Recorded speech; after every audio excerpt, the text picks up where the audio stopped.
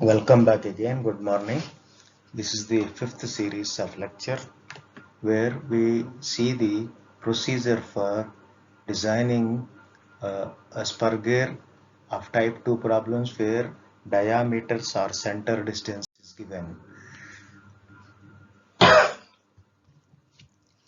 here instead of number of teeth Z1, Z2 like the type 1 problem, diameters are given directly or indirectly along with the power, speeds required and the materials and material property are given to us.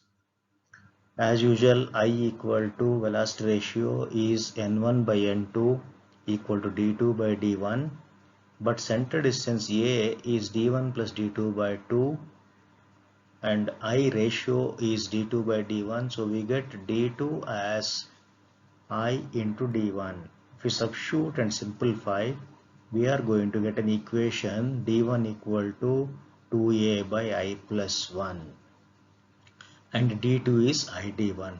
So using these two relations, we will find out d1 and d2 when center distance is given. Or sometimes instead of center distance or diameters directly, a velocity limitation is given. When velocity is given, v equal to pi d1 n1 by 60,000, simplify, get the value of d1 and d2.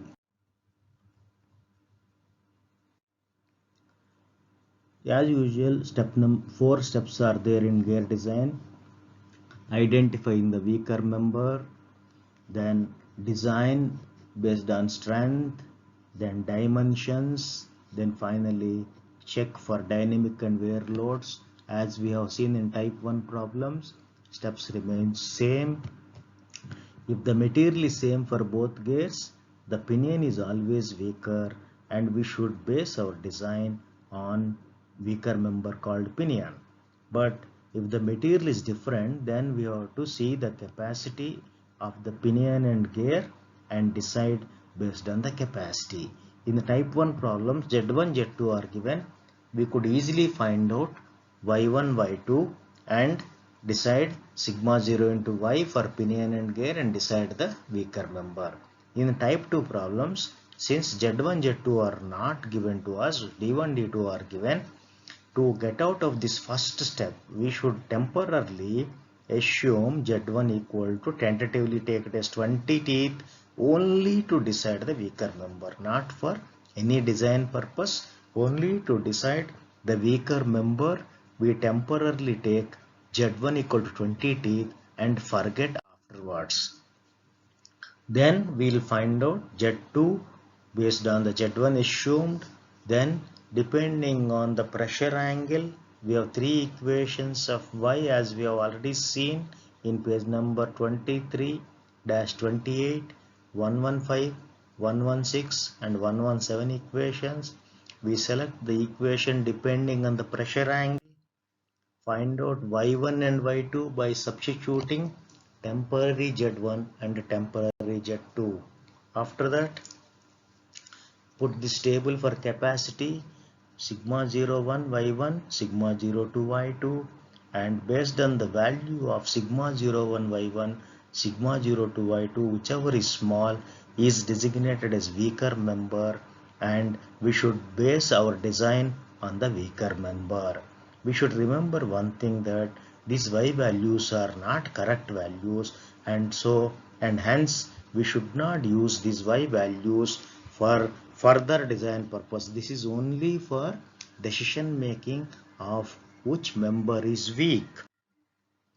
Step number 2, as usual, is the design based on strength. So what is the load coming on the gear in the process of power transmission? It is the torque by radius given by torque is 9.55 10 power 6 P by N divided by radius into service factor, equation number 23-87b. P is power directly in kilowatts because you are using 10 power 6 here. C as service factor, as usual we normally take 1.5 if nothing is given. Otherwise, table number 2313, page number 2376, depending on the service conditions we select the value of CS. If pinion is weak, then we use N1 and R1 as D1 by 2. D1 is given to us directly. And if gear is weak, we use N2 and R2. R2 is D2 by 2. Substitute these values of N1 R1 or N2 R2 and decide what is the value of Ft. We get directly Ft in newtons. Nothing like divide by M like type 1 problem. In type 1, M was not known, so it was divide by M was coming there. So here we have seen again medium shocks we assume 8 to 10 hours per day. Normally CS we take as 1.5 whenever it is not mentioned. If he has given light shocks and 3 hours, we take it as 1, like that. Heavy shocks and 24 hours, we take it as 2. Like this, depending on the condition, we should select the value of CS.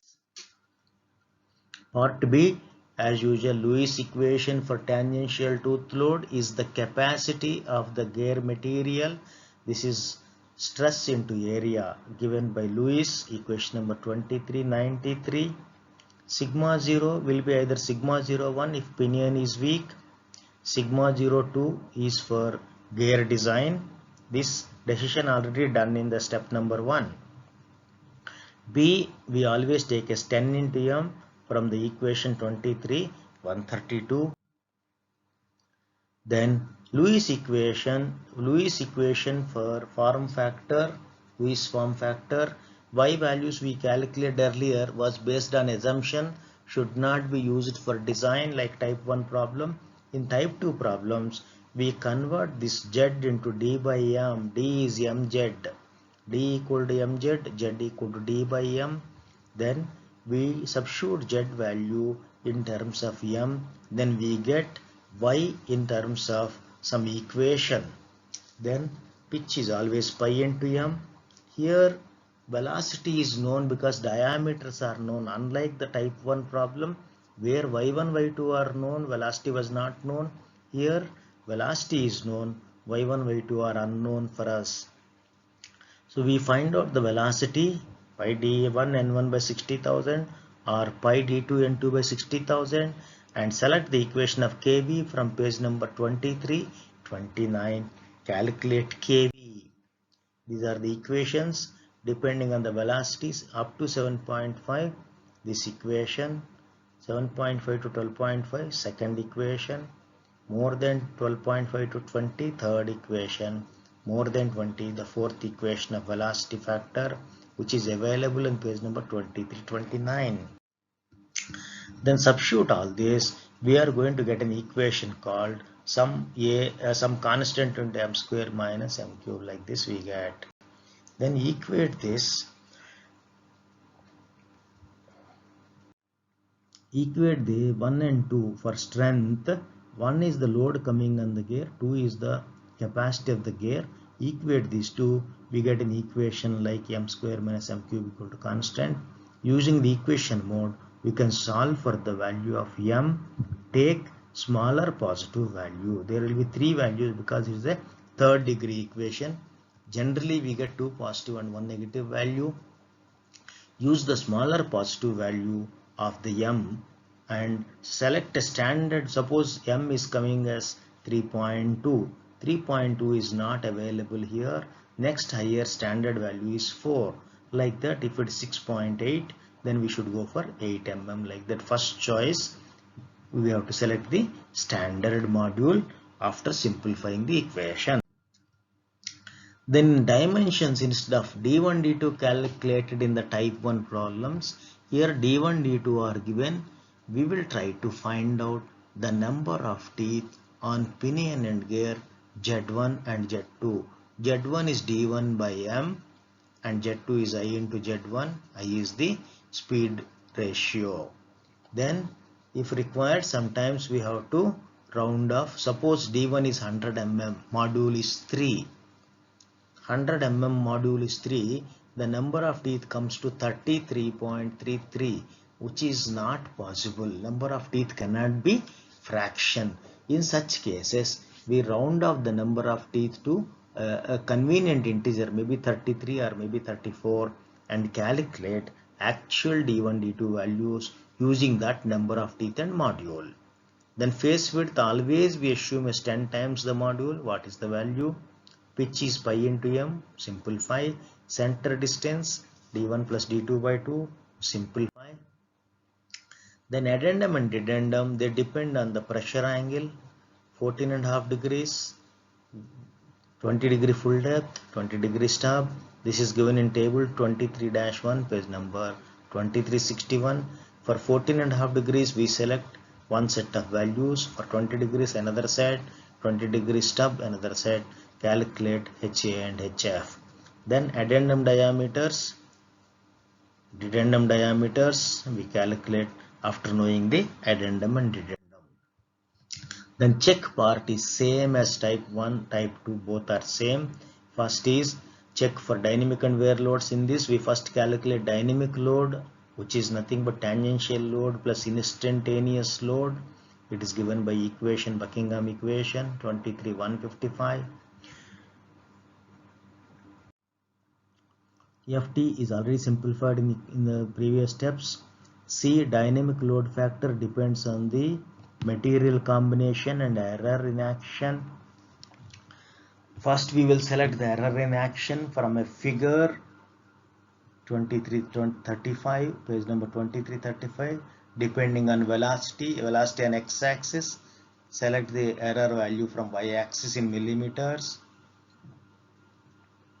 Then for a given material combination and pressure angle, select the value of C from table 2332, page 2374. It is given as steel and steel, steel and cast iron, cast iron, cast iron, 14.5 degrees, 20 degrees, like that.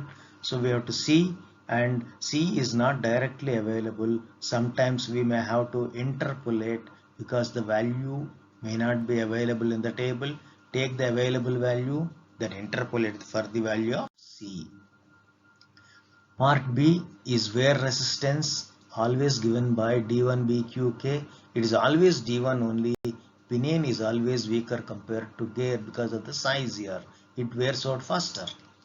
As far as wear is considered, pinion wears out faster than the gear here. So always D1 here. B is the face width, which you have already calculated in the previous step. Then ratio factor Q equal to 2Z2 by Z1 plus Z2, which is given in page number 36 here. Then K load stress factor, we keep it as unknown and find out the value of FW in terms of K. We'll try to find out FW in terms of K. Then for safe design, the requirement is FW greater than FD. Find out K, what is the value greater than what you want. And now go to table 2337 on page number 2380. For the K greater than the required value and the pressure angle, we recommend the hardness for pinion and gear.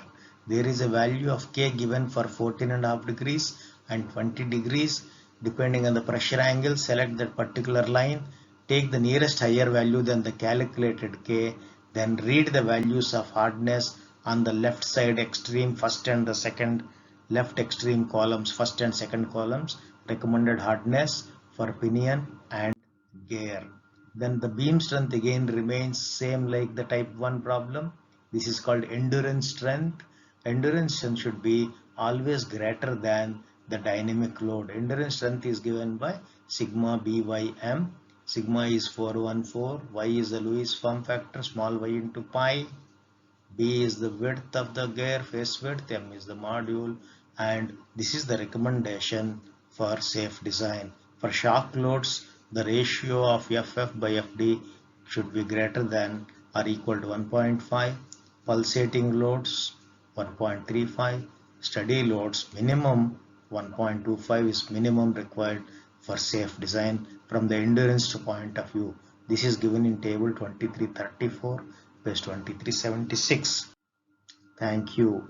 This is the end of type 2 procedure.